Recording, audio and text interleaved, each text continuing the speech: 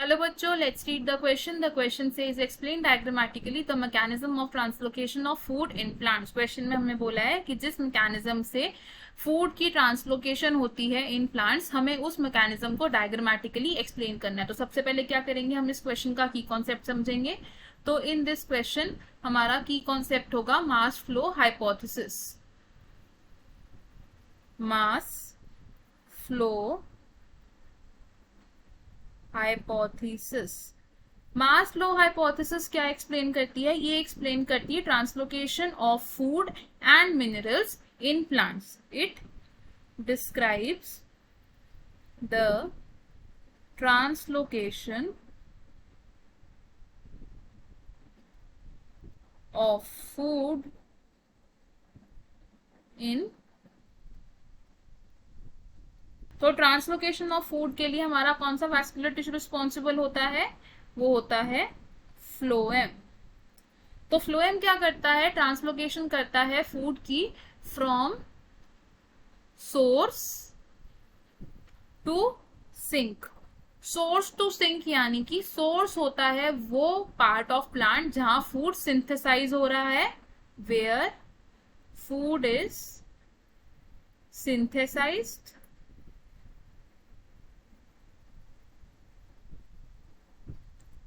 और सिंक होता है वो पार्ट ऑफ प्लांट जहां फूड की रिक्वायरमेंट है, वेयर फूड इज रिक्वायर्ड. तो अब क्या होता है, फ्लोएम के दो कंपोनेंट्स रिस्पॉन्सिबल होते हैं ट्रांसलोकेशन में. कौन कौन से कंपोनेंट्स है ये? Companion cells and sieve tubes. ये क्या है? इन्वॉल्व्ड इन फूड ट्रांसलोकेशन. अब कैसे इन्वॉल्व है ये फूड ट्रांसलोकेशन में, ये देख लेते हैं. सबसे पहले क्या होता है कि लेट्स से हमारे पास क्या है, ये एक सीव ट्यूब है,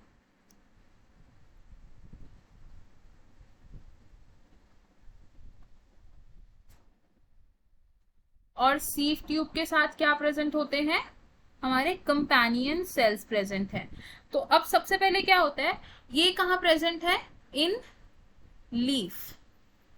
तो हम इसे लेबल करेंगे. सबसे पहले ये क्या है? हमारे सीव ट्यूब्स हैं, एंड ये क्या है? This is the companion cell. तो लीफ में क्या हुआ? सबसे पहले फोटोसिंथेसिस हुई, और फोटोसिंथेसिस होने के बाद क्या हुआ? जो शुगर सिंथेसाइज हुए वो कंपेनियन सेल के थ्रू सीव ट्यूब में एंटर हुआ. क्या हुआ? शुगर की एंट्री हुई इन द सीव ट्यूब. तो जैसे ही सीव ट्यूब में शुगर एंटर हुआ तो क्या होगा? यहां पर शुगर की कॉन्सेंट्रेशन इंक्रीज हो जाएगी. क्या होगा? Concentration of sugar in sieve tubes increases. जब शुगर की कॉन्सेंट्रेशन इंक्रीज हो जाएगी सीव ट्यूब में तो क्या होगा? यहां का ओस्मोटिक प्रेशर भी इंक्रीज हो जाएगा. As a result osmotic pressure increases. अब ओस्मोटिक प्रेशर इंक्रीज हो जाएगा तो उसको बैलेंस करने के लिए, यानी कि वाटर की कॉन्सेंट्रेशन को बैलेंस करने के लिए जाइलम क्या करेगा? जाइलम कुछ वाटर मॉलिक्यूल्स को एंटर करवा देगा इनटू द फ्लोएम. तो अब फ्लोएम में कौन एंटर हो रहा है? H2O हो रहा है फ्रॉम जाइलम. तो जाइलम ने क्या किया? सीव ट्यूब्स में वाटर मॉलिक्यूल्स को एंटर कराना शुरू कर दिया. अब जब सीव ट्यूब्स में वाटर मॉलिक्यूल्स एंटर करना शुरू हो गए तो अब मूवमेंट कहाँ होगी?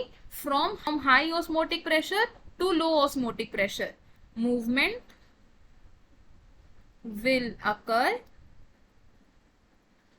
from high to low osmotic pressure. High to low osmotic pressure यानी कि अगर इस सीव ट्यूब के नीचे एक और हमारे पास सीव ट्यूब प्रेजेंट है जहां पर ऑस्मोटिक प्रेशर लो है, तो यहां क्या है?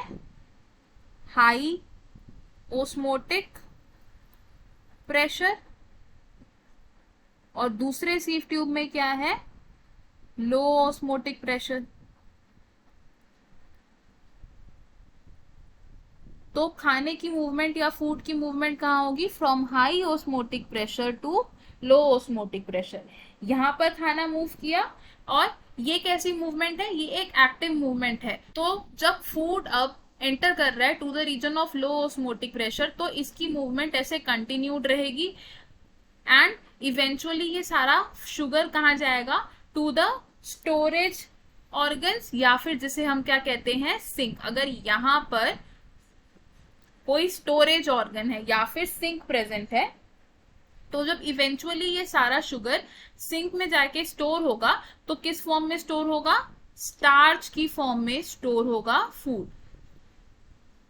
और जब ये सारा शुगर सीव ट्यूब से फाइनली एक सिंक में जाएगा, तो क्या होगा, एटीपी की जरूरत होगी, क्योंकि ये कैसी ट्रांसपोर्ट हो जाएगी, active transport.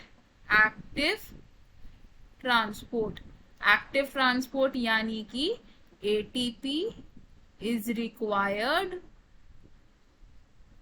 To transport sugar from phloem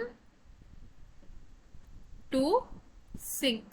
sink तक आने में एटीपी की रिक्वायरमेंट होती है, एंड सिंक में आने के बाद ये जो फूड है ये किसकी फॉर्म में स्टोर होता है, स्टार्च की फॉर्म में स्टोर होता है। तो हमें हमारे क्वेश्चन का आंसर मिल गया। हमें क्वेश्चन में क्या पूछा था कि explain diagrammatically the mechanism of translocation of food in plants. तो क्या कहानी चल रही है, एक बारी दोबारा देख लेते हैं।